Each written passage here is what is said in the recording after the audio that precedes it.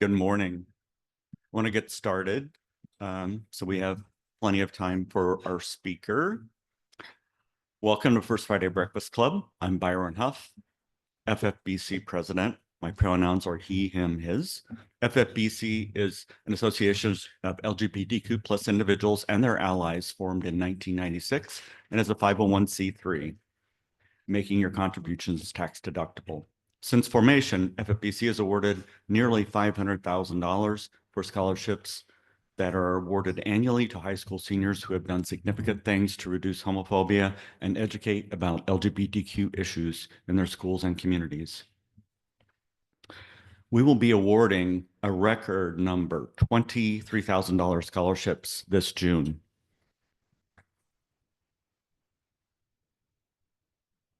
Third year in a row, we beat. It was 2 years ago, it was 14. Last year it was 16. Now it's 20. I don't know. We can fit everyone in this room, so that we'll talk about that in a minute. The scholarships are awarded regardless of gender identity, sexual orientation, or other protected characteristics. This is thanks to so many generous donors who recognize that FFBC scholarships are important to help exceptional young students reach their educational goals. Please RSVP for the June meeting. We will have assigned seating. Your name will be at a seat. So if you RSVP, please come, but also RSVP so we can fit everyone in here and know that everyone will be able to enjoy the presentation of awards. And if you have not attended, I highly encourage it. I'm usually crying when I hear the things that those students do. It's like amazing. I can't imagine that happening when I was in high school, but FFBC sends 2 emails a month, one for meetings and one for the newsletter. If you're not receiving them, please send an email and we'll add you to our database, or check your spam folder if you're already in it. Sometimes that happens. Next copy deadline for the newsletter is the second Monday prior to the breakfast meeting, which will be May 26th. Be sure to follow us on Facebook, YouTube. We archive past speakers, so you can go look at those as well. FFBC will again have a booth and participate in the parade, in the Pride Parade this year. We are seeking volunteers to help at the booth and also to march in the parade, which we have not done in the past. Asked members to join. Deb Madison Levi rides her little ice cream bike. She'll be doing that again. And we'll have the banner. And then we thought, well, if people want to join and walk along, that would be fun. And we can buy t-shirts. Not sure what it will look like, but it'll say First Friday Breakfast Club on it. So if you're doing that, we'll get something out on sign up, but let a board member know or send an email, and we'll have to know your t-shirt size as well if you're participating in the parade. But we're trying to do that this year. And our next breakfast meeting is Pride weekend. So not like I can wait until then, mention this. Like, wow, it's unbelievable. It's already only a month away. Rick Miller had brief announcement. Morning, everyone. I'm going to use my teacher voice so you can hear me. I'm just making a quick announcement that the Glow event at the Des Moines Pride Center will be Saturday, May 17th. Tickets are $30. You can get online. You go to the donation area, and whatever you donate, according to $30 for how many tickets you want, it's how you pay for the tickets. It's going to be a wonderful evening. We are giving 5 different categories of awards that night, and for leadership, ally, volunteer, and so on. And it's a wonderful evening, and it's at their dessert luncheon, and there's a 50 for 50 bread bank thing happening afterwards for donations if you're interested. So I hope you'll try to join us on Saturday, May 17th at 6 o'clock at the Pride Center. May 17th. Okay. And the Pride Center just seems to be doing very well. Rick got some new board members and even got someone to help catalog all the books. That is a former librarian, I guess. Present librarian. Okay. So that was a big deal. So good things are happening there. Let's see. Oh, as far as Pride, I asked Wes, he said, go to the website. There's a lot of stuff going on. It's Pride. Pride is coming up. So be sure and do that. Gay Men's Chorus, this Sunday, they do show tunes at the Saddle if anyone's interested. It's always the first Sunday of the month. I think that's all. And also just note, Capital City Pride has created a community calendar that allows LGBTQ organizations to post activities. And so you can really kind of like Catch Des Moines, except it's exclusively LGBTQ. Anyone can submit something and then it has to be approved before it's actually published. Encourage everyone to use that. You can find it on our website if you go to resources. There's a link to it. And you can also Cap City Pride, and it's also under resources, I believe. So it doesn't, just so you can find it. Our next board meeting will be Tuesday, May 6th at 6:30. Members are welcome to attend. If you'd like, please let me know. And now Brad will introduce our speaker this morning.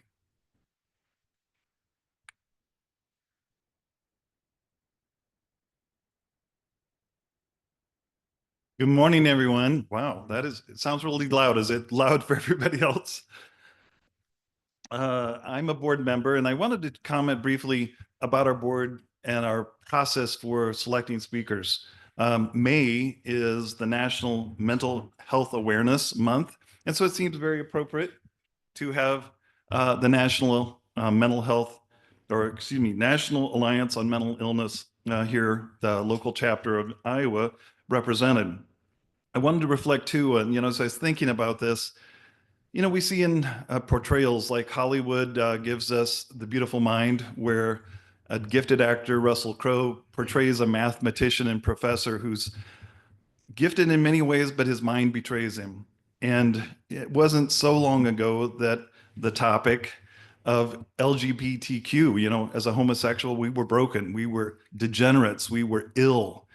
And so mental health is important awareness for all of us. And I'm very delighted that many of you will recognize Ryan Crane as a member of FFBC, but I'm pleased to share a little information about him as we welcome him forward. So Ryan is currently the executive director of NAMI Iowa.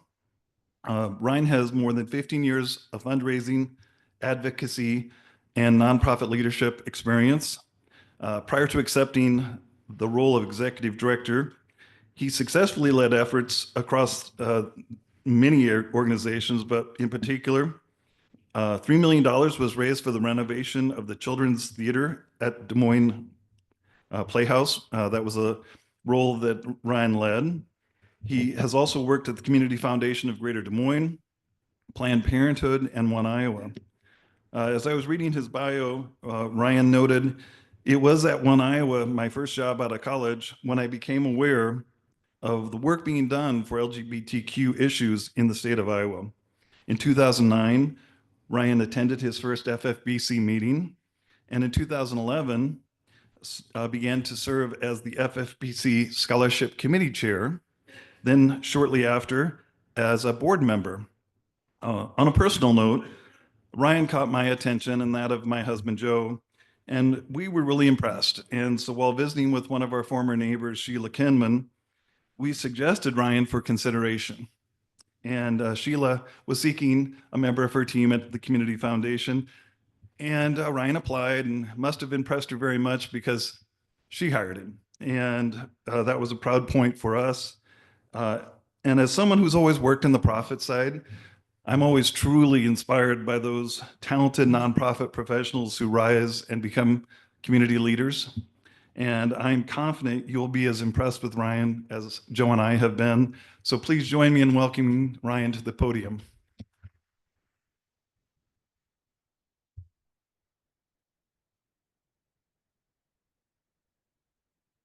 Good morning. Well, and now I had prepared remarks where I was going to get a little mushy, but we'll keep the eyes dry today. But before I got into the presentation, I did kind of want to acknowledge my long history with this organization. Before I was 30, I began regularly attending FFBC, as Brad noted. And now at 41 in the years since, it's safe to say that pretty much all of my growing up in the professional world has been around many of you. It was the first board I served on, the first committee I served on, and oof, I just really appreciate everybody in this room. And to incorporate a bit about my bio that some of you may not know, though, unless you're my Facebook friend, is that I'm a huge fan of rock and metal music, which is true, despite the blazer. So I have a vivid memory in 2009 of seeing Nine Inch Nails and Jane's Addiction in Kansas City. The whole set list and all that is a different story. But during some of the stage banter, Trent Reznor, the lead singer of Nine Inch Nails, called Perry Farrell a friend, peer, and influence. And so many of you in this room, to me, are friends, peers, and influences. And I see, everybody in the room who gave me a chance, and I just thank you very much this morning. So before we get started. Today I am putting on a different hat than FFBC enthusiast and prior board member, and am speaking more as the executive director of NAMI Iowa, which I'm very proud of this morning. So a little bit about NAMI. We were founded in 1976 by what many activists affectionately call NAMI mommies. The organization was started in Wisconsin and was a catalyst for individuals who had children with severe mental illness. And much like Brad spoke about earlier, in the 70s and 80s, it was group homes. I mean, folks with autism and schizophrenia alike, for example, were just put into, essentially nursing homes. I mean, it was a very different time back then. And so NAMI's advocacy has been important throughout the decades, and we stand on kind of that legacy of those NAMI mommies. So we are pretty much everywhere you can be. NAMI has 14 affiliates across the state of Iowa, Blackhawk County, Southwest Iowa, you get the idea. And as the state office, it's a hub and spoke model. So at the state office, we provide all the technical boring stuff to our affiliates is kind of the name of the game. So there's grant making, training and technical assistance, lobbying and advocacy, which is another fun thing. I'll have to save for Q&A the number of times I've been nose to nose with Republicans in the legislature this year. It's been interesting. Not nose to nose in a bad way, in a good way, but just very different than roles that I've had in the past where we're talking about bipartisan legislation and changing the mental health system. It's been enlightening. And then our big event, we don't have a ton of events throughout the year as the state office. And so it's important to kind of lift those ones up that we do. And the next one coming up is September 27th. It's our big walk. Anybody attended the walk before? NAMI walk? A couple. Yeah, good. 800 plus people show up to Terra Park in Johnston. Some walk to honor those who died by suicide. Some walk to honor family who currently struggles or previously struggled with a mental illness, etc. It's a beautiful event. So put that on your calendar if you would. And then, so I get to talk a little bit about, and I may kind of do like a little bit of walk and talk. No, I shouldn't. I got the camera. But so wanted to just talk a little bit about the state of the world, right? I mean, there is a lot, and I don't mean to be funny about it. Be serious for a moment. There is a lot to be worried about, concerned about.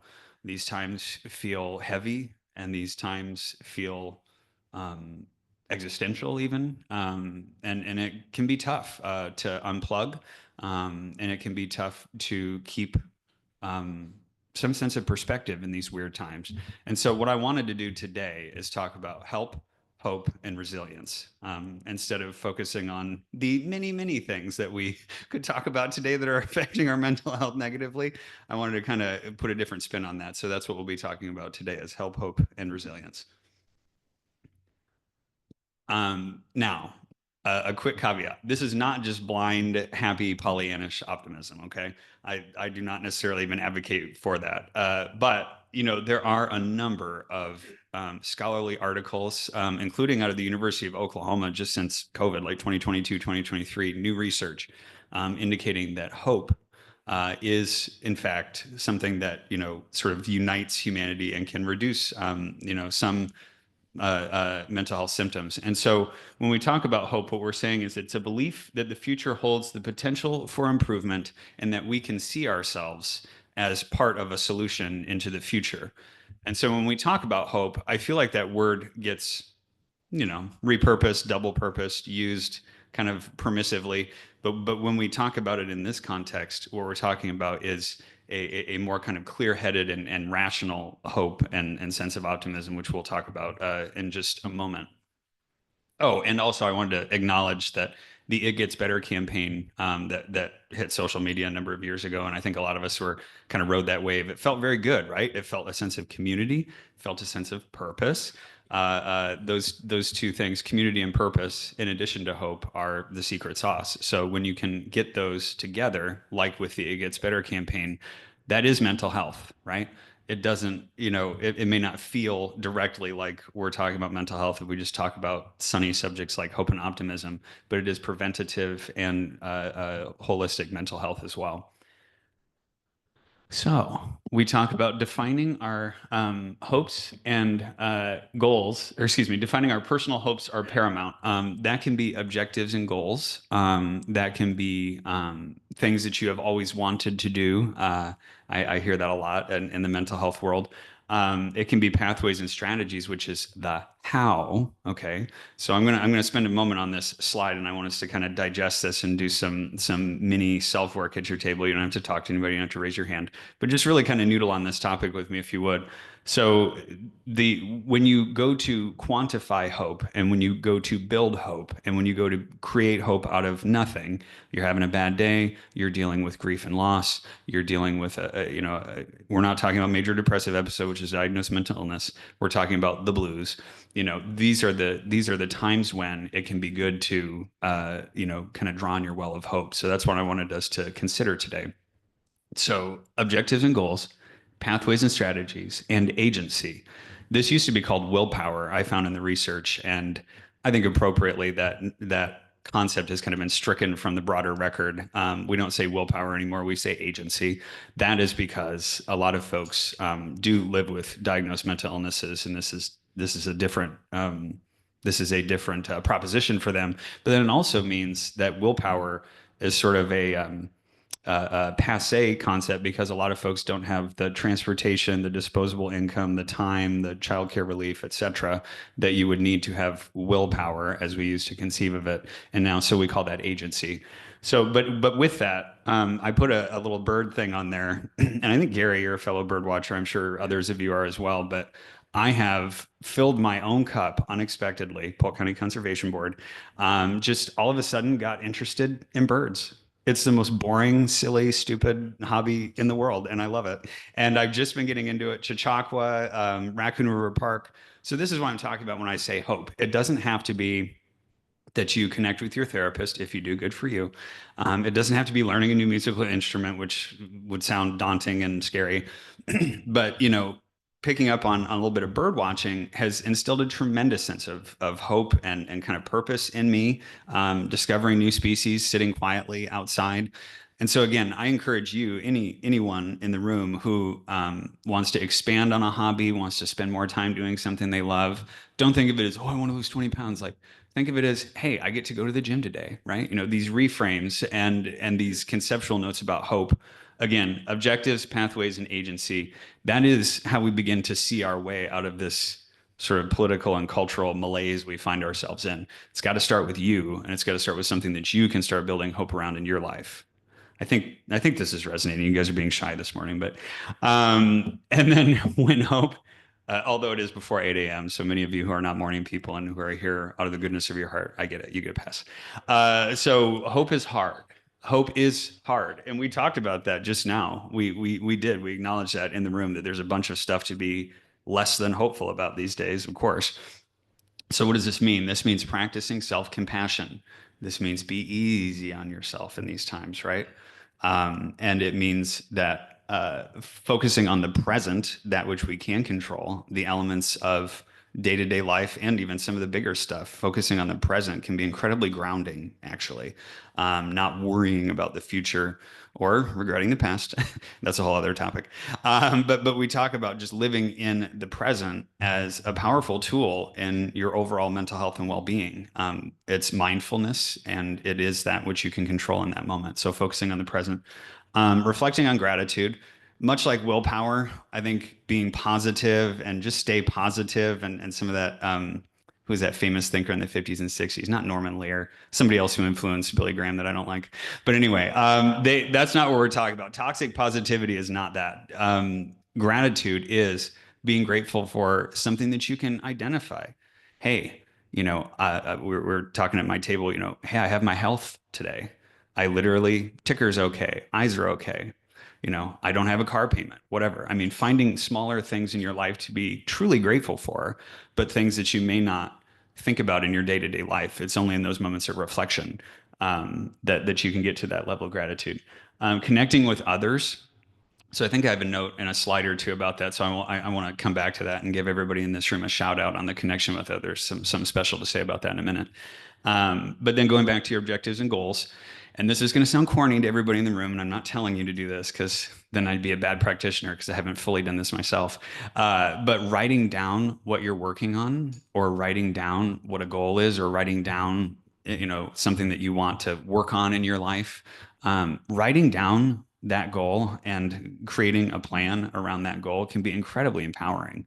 And again, it helps you to focus, reflect, and stay in the present moment when you start thinking about smaller things you can do that you enjoy, or smaller things that you do that can help you give back. Gay Men's Chorus, prime timers, finding things that you can do to give back, but then creating goals. It could just be, I attend First Friday in June because I want to see all the young people get their scholarships. That's a goal. If you struggle to get here in the mornings and it's always a pain in the butt to put pants on and everything on that Friday morning, that can be a goal for next month. Do you see what I mean? It doesn't have to be, this grand thing. You don't need to go buy a new journal, but just writing a couple of things down that can help you focus and can help you bring clarity to the malaise of what we're all living in. That can be very, very helpful.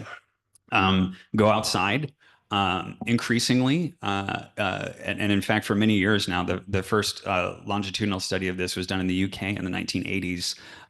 But there's been additional studies since that show physical activity and mental health go together, that there is an actual objective scientific connection between physical exercise and mental health.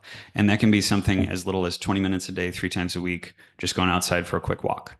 Many of us own dogs. Many of us are lazy. Many of us don't actually walk our dogs. That's a simple one that you can start doing. And so many folks don't go outside enough, and it's hard in the winter in Iowa. I get it, but going outside and/or physical activity, very important for mental health.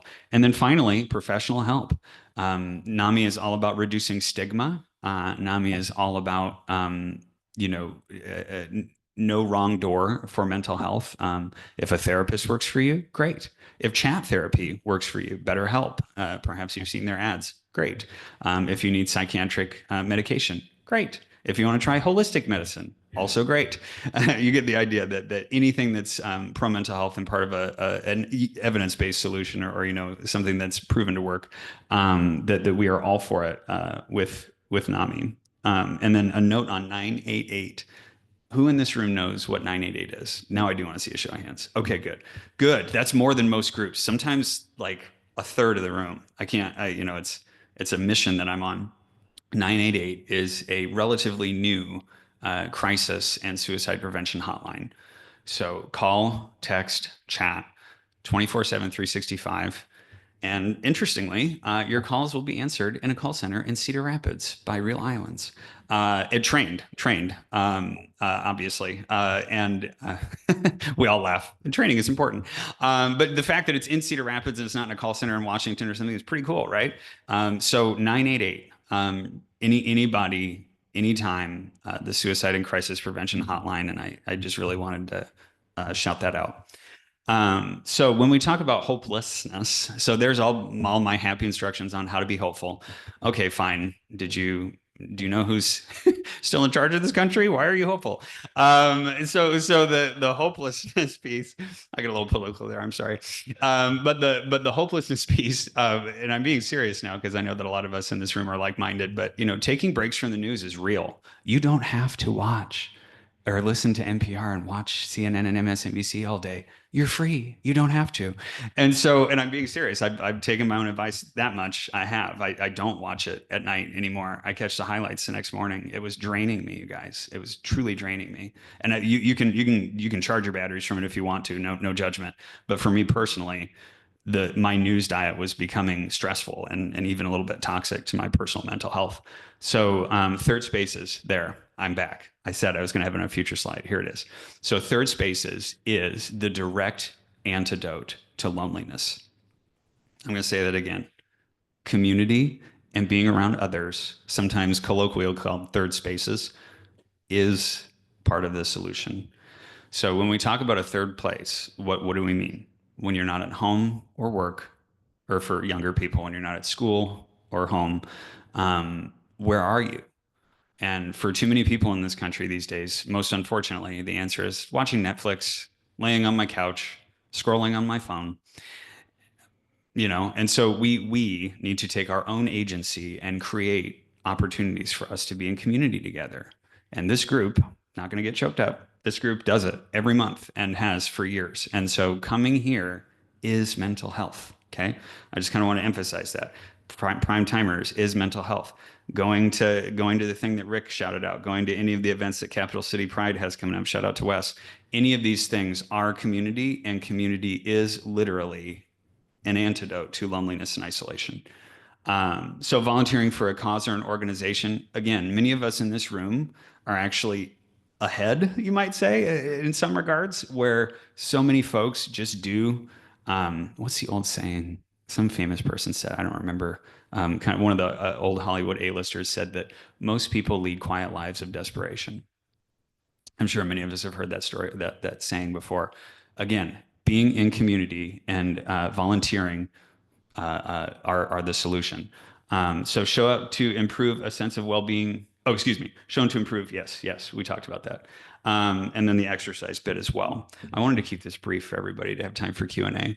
And then help when we need it, showing up for each other. And this group in particular, Jonathan Wilson, shout out if he's on Zoom, has been so wonderful over the years, reaching out to men as they age in retirement communities, or they become isolated because of their living situations. Fostering a sense of community is kind of it's up to us. We have to do it for each other and show up and be there for each other. And then knowing what your triggers and symptoms are. And this, again, doesn't have to be some big elaborate thing where you write it all down in a journal necessarily. We don't have to, do the exercise where this becomes overly formal and overly worked and overly thought out. But what it does mean is, no, if being around a family member stresses you out and pisses you off way more than it's like worth, don't do it anymore. You're free again, just like with the news, right? So know what your triggers and symptoms are. Or if you live with a mental illness, there's an added layer where you actually do have triggers. If you live with bipolar disorder, if you live with major depressive episodes, those are indeed also triggers when you can begin to withdraw or your symptoms can begin to show. Being honest with your friends and family about that is also mental health. The accountability to self is part of that wellness journey. So if you do live with a diagnosed mental illness, or if you do find yourself extra irritable or extra stressed out and extra sad these days, disclosing that to people who are close to you so they can keep an extra close eye on you is also mental health. And then so advocating for yourself during doctor visits. I know many of the folks in the room increasingly have doctor visits at this point in their lives.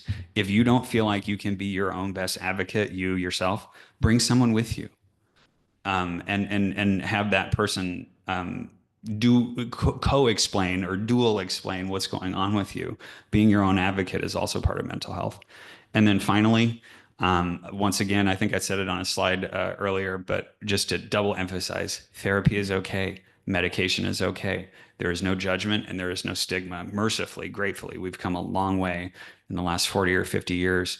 And I don't know if others have felt it too, but some culmination of COVID and Me Too / George Floyd, there has just been an increasing awareness. Teens on screens, unfortunately, not anything really in this room, but a lot of young people really struggling with cell phones and different addictive and destructive behaviors with technology.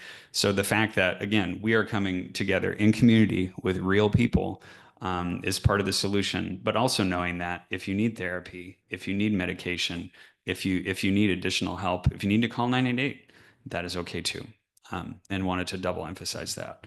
Oh yeah, that was over faster than I thought. Wow, great. Plenty of time for Q and A, and I would invite anyone, even though I was all about optimism and hope this morning, I would invite all manner of questions because mental health is a big subject.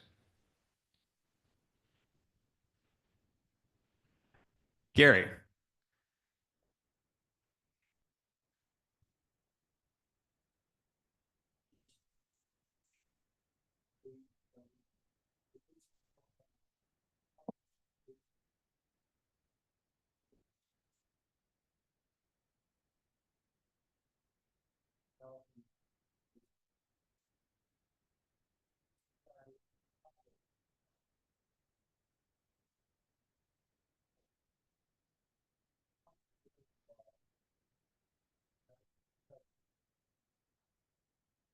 Yeah, thank you. And for to summarize Gary's question, maybe for anybody who didn't hear, the deinstitutionalization of what used to be kind of overcrowded facilities where all manner of people, from mild mental illness to severe and profound mental illness were kind of lumped together, so to speak.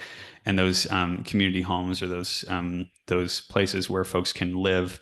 I think that broadly speaking, it's pretty evident that deinstitutionalizing in kind of the radical way that we did in the late 60s has had some unintended knock-on effects with homelessness, with jail-involved people, with folks that can't seem to get out of that perpetual cycle.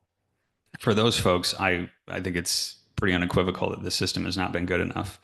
Many individuals who would have been in one of the facilities that Gary mentioned, we did not create proportionally equal spaces when we deinstitutionalized from sort of the Arkham, Gotham, terrible stereotypes we think of in the mid 20th century. We did not rebuild a 2.0 system to very good effect at all, Gary. But I think that there's a little bit of hope, not as much as I spoke about here, unfortunately. But I think there is a little bit of hope for youth. There has been a renewed focus for, and thankfully, it's not very many youth when you think about it numerically. It's just several hundred young people across the state of Iowa. But there are a number of high acuity youth, is what we call them, who are being placed around the state more effectively these days because there's kind of been a whole of HHS approach towards youth. For those who are older, it's a little NAMI's position is that all help is good help, right? Or with some limited exceptions if you get into some kind of outer edge stuff, but all help is good help, right? Like we like when people get connected to resources.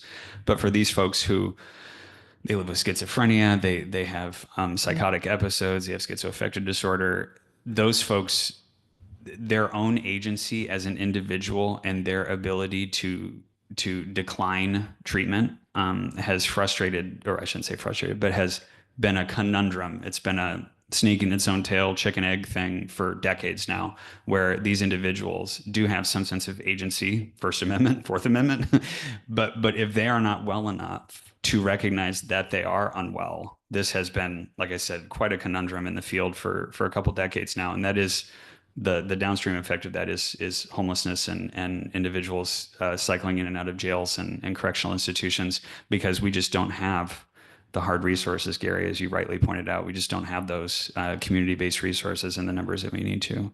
And it's weird. It's really weird. Like Oregon is among the worst for this. You wouldn't think so because it's a blue state and they seem to care for their folks experiencing homelessness. They're having a hell of a time. So this is a real conundrum as to how we solve this in the longer term. And unfortunately, there aren't really any good answers at the moment. Next question. Yeah, go ahead, Bruce. What sort of staff do you have and what all do they do? Oh, yeah, thank you. Thank you. So there's 9 of us, myself and 8 others, soon to be 10 on May 19th, where we have a new hire. And we administer 5 different state grants that I can tell you about, Bruce. I think that the short answer is we are admin, we are HQ, we are the data people, we are the grant writers, we are the folks that help liaise with national, we are the folks that redetermine. We just met with Powashik Grinnell wants to start a chapter, so now we got to, now we will work with them and stand up a new chapter. So we are the hub. And so we do less direct services, Bruce, to your question, because our 14 affiliates are the ones out in the community doing those in their local areas. John, you had a question? Yeah. A couple of nationalists that I have encountered the last couple of months seem to me scale of certifiable. So I wonder if we see any correlation between religious affiliation and mental health. Oh boy. John asks about religious affiliation and mental health. That's a can of worms. No, I think if I'm staying with my hopeful theme, because I know that there are many progressives in this room as well. No, I'm teasing you, John. But there have been a number of studies it's difficult. Many of the studies that I'm familiar with that I've thumbed through, John and I are fellow nons or, NA or whatever you call it, not non-believers. So we've talked about this at some length for folks in the room. He's not just hitting me with this question, but the idea that many folks do in fact receive some sort of positive mental health halo effect, you might say, from attending a church service or being in prayer. And so mental health wise, I think you could argue credibly or persuasively that that's a good thing. I would also share your sentiment that folks who become part of right-wing nationalist movements or Christian nationalists or some of these domestic terror organizations, undoubtedly they have mental illness issues, or excuse me, in many cases they surely have mental health issues that are going on, and it's hard to tweeze that out a little bit. But yeah, I'd be, as much as it pains me, I'd be reluctant to say that religion does not have a positive effect at times in mental health, because it does. Other folks, yeah. Appreciate what you said about self-care. I really love your, because I think both of those have been personally really important to me in the last 3 months. Oh, And I look for those personally and within the gay community too. But what I'd like you to actually comment a little bit on is personality disorders and where they fit into all of this picture, and especially narcissism. this is the part where you always hear people, I'm not a lawyer, I'm not a tax advisor, I'm not a psychologist nor a therapist. Start there. But I think that you raise a good point. I think that it can be difficult. And in fact, full disclosure, I manage an individual who has a personality disorder. It can be very challenging. But when you educate yourself first and then begin to apply what you have learned to others, empathy is tough when we're talking about the individuals I presume you're talking about with narcissism. But I have tried, and it's radical. It is radical. It is not intuitive. It is Christian or Buddhist at its highest levels. To take that radical empathy and that radical compassion. I don't have much of a well of it at all these days, but I have some. And what I do have, I do try. It's like, hey, they. I don't know. I'm just spitballing it with you here, Rick. But the get back the personality disorders.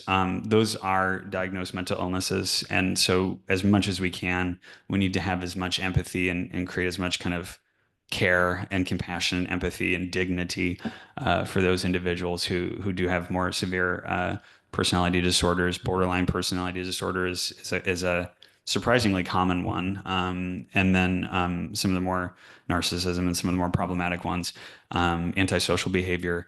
A lot of times that comes from childhood trauma.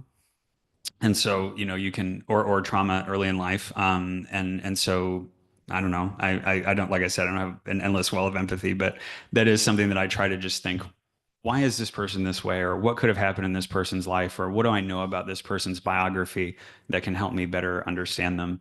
And then kind of, as best you can, moving forward in that regard. Especially since most of us in the room aren't trained therapists either. Go ahead, Chelsea.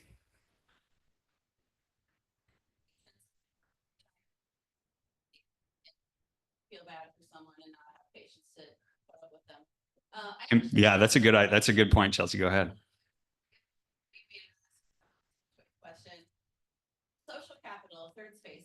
Not only is it beneficial for mental health outcomes, it's beneficial for mortality. People are likelier to survive all sorts of extreme weather, heat waves, all sorts of other power outages if they have connections like this, because someone knows to check on you. Wow. So even like natural disasters and stuff, there's some, yeah. That's a great point. Yeah. Can't be bothered to take care of your soul, take care of your body by social functions. Yeah, and we all can relate. Thank you for saying that. I was actually in a longer set of remarks, because I'm going to do this presentation at Drake next week too, full disclosure. But I'm doing it for a 50-minute class, so I had to kind of lengthen and add some Q&A, and this is one of them actually. I'm glad you said this, can you begin to create your own mini community where you show up, you send memes, because I know that for some of you in the room that may sound a little trite or a little insulting to just fire off a meme to someone. A new social scientist came out recently and called that pebbling. that penguins and some other high order birds practice this, where they bring a token back to their loved one or to their nest or whatever, just because I was thinking of you, because this is a token of my love for you. And so when it seems like, you're being silly, or when it seems like kind of a waste, just, hey, I was thinking of you on a text, or sending a funny meme, or, hey, I thought of you the other day when I was in Gateway Market, remember we had lunch last month. Those things actually do matter cumulatively. And Chelsea, you bring up a good point about all the different ways that we can show up for each other. And the mortality, yeah, for natural disasters, even I think of, that's a great point. Yeah, go ahead. Other question. Multiple choice. I forgot. Go ahead.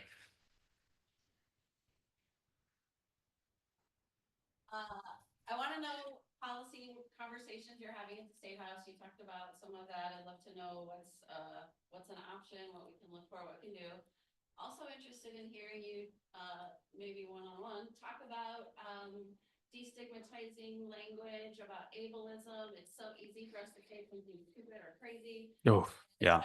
That's a new trigger for me, or a new thing that irritates me is how often we use crazy or insane or mental or these kinds of things to, yeah. And so that's what I'll pick from that second one. The first one, we have had to calibrate, and I'm being serious now. I know I've had a lot of, kind of read between the lines humor about politics this morning, and that was intentional, but to take a moment to be serious, and be pragmatic. This is another thing that I've had to work on in my own journaling and my own writing and talking to my board from time to time. We live in a red state run by a red governor who is controlling red federal dollars. And so what you can do in that space is, practically speaking, limited. And so when they put together what they consider to be proactive legislation, when I say they, I mean, broadly speaking, the Republican Party, you have to go with what they're championing. I mean, you do at a certain point, to fight against whatever smaller good things they may be doing. Are we going to change the whole system? No. Are we going to dump in a whole bunch of money for the things that Gary talked about, these more intensive mental health institutions? Short answer, evidently, is no.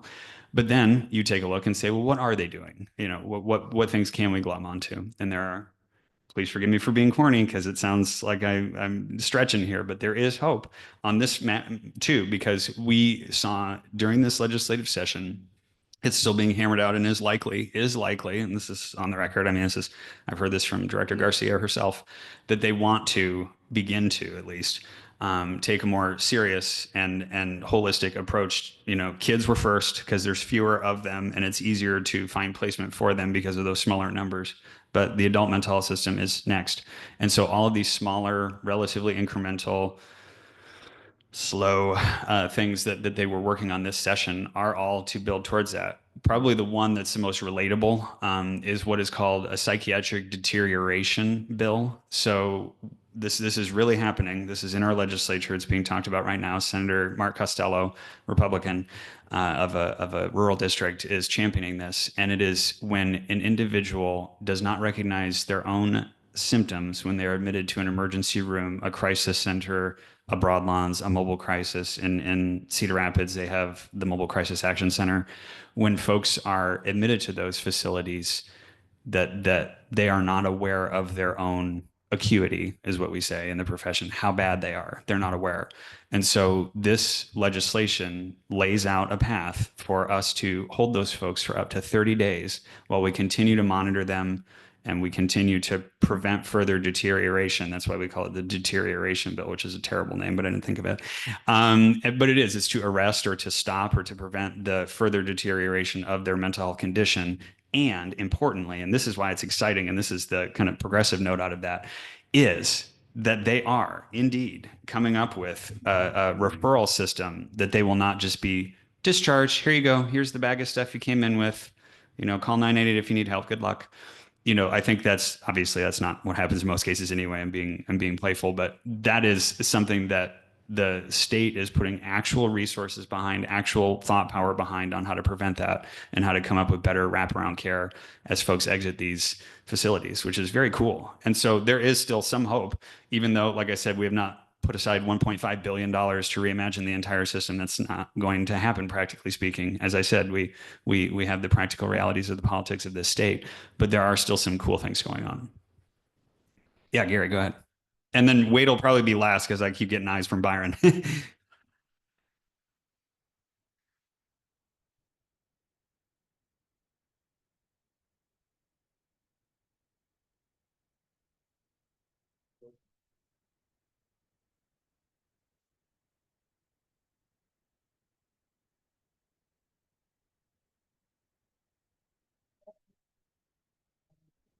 Listening to you talk today, I can see this progression in vocabulary and this new vocabulary around mental health that did not exist when I worked in the mental health field in the early 70s.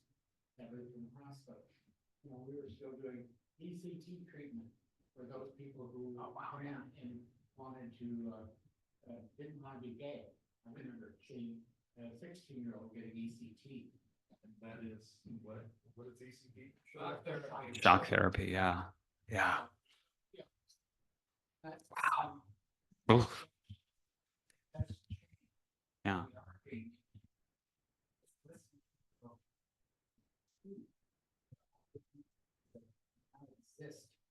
When I was involved with mental health 40 years ago.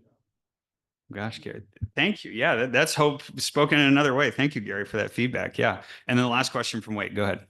I guess I just wanted to bring a pebble back to you.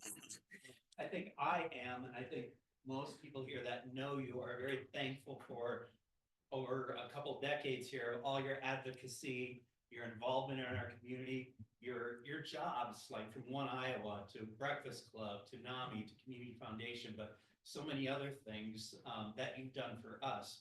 I guess my one question is kind of a big question. Of all your experiences, sometimes people throw out this question, they'll say, this is what I know. Here's your final concluding statement. What do you want to tell us? This is what I know. Wow. Jeez. This is what I know.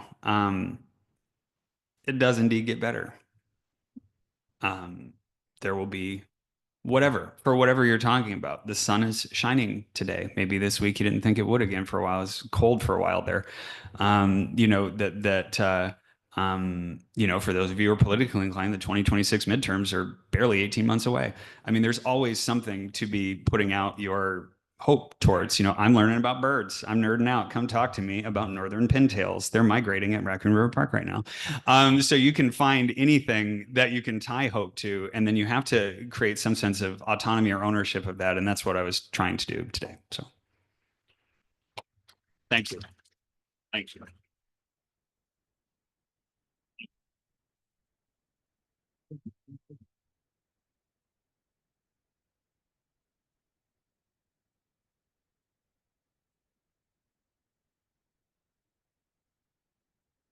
Someone's calling. Perfect timing. Okay. Well, thank you, Ryan. I'm certain we've all felt unnerved with the attacks coming from our state and federal governments. It just seems to be like a fire hose coming at us. Mental self-help is a practice we all can benefit from. Small changes can have significant benefits. Mental health issues have historically had a stigma. It's more difficult to visualize compared to many physical ailments. But the lack of resources has consequences for our society, including homelessness. I mean, I see homeless people downtown, and you can quite often tell there's a mental issue, and it's probably the reason they're there. So wouldn't it be better if society did something? So the moral of the story is attend FFBC because your mental health will thank you. Okay, upcoming speakers next month, June 6th, will be our scholarship awards. Again, RSVP, please. Superintendent of Des Moines Public Schools will be our speaker. I want to bring up July. We will not have an FFBC meeting. We have a donor appreciation event, which we've had for multiple years. The newsletter was incorrect. We were shooting for July 12th, but that is not correct. It was moved to July 19th. So make note of that. And we are also changing locations, and we want to thank John Schmaker for many years of hosting. But be it our old age or climate change, it just is so hot to be outside in July anymore. So the venue will have more space for being in cool and an area where you can go outside. So we're hopeful that change will maybe draw some people that think, oh, it's too damn hot to be outside right now. Unbelievable. So I don't want to go through, we have, please go to our website. We're filling out the calendar for the year. I mean, we're only have 2 openings right now, I think. Well, October is tentatively filled, I believe. So only December. The year is filled out. So let's see. I would also challenge everyone to spread the word about FFBC. There are new people here this morning. Please come back. Hope you enjoyed it. And it's good for your mental health. Thank you and have a great weekend.